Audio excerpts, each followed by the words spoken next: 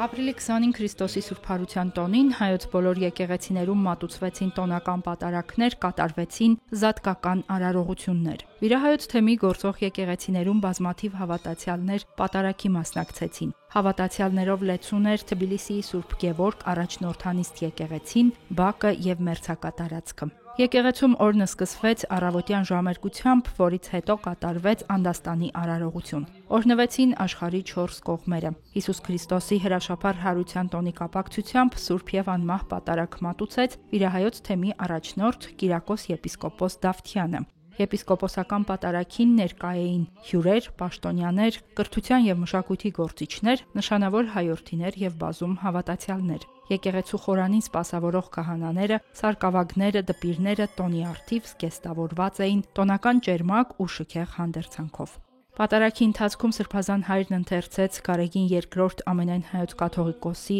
զատկական պատգամը։ Արարողության ավարտին թեմակալ առաջնորդը շնորհավորեց հավատացյալներին Հիսուս Քրիստոսի հրաշափառ հարության, չարի դեմ բարու, խավարի դեմ լույսի հաղթանակի տոնի կապակցությամբ։ Այնուհետև Կիրակոս եպիսկոպոսի ձեռամբ օրհնվեցին զատկական խորհրդանիշ ներկված հավկիթները։ Պահպանիչ աղոթքից հետո եկեղեցական սիրված տոնի առթիվ սկիզբ առավ ժողովրդական տոնախմբություն։ Եկեղեցու բակում հյուրասիրություն էր կազմակերպվել։ Հավատացյալները զատկական ուտեստներ համտեսեցին։ Հերմինե Հակոբյան, Աննա Մկրտիչյան, Եկեղեցական կյանք։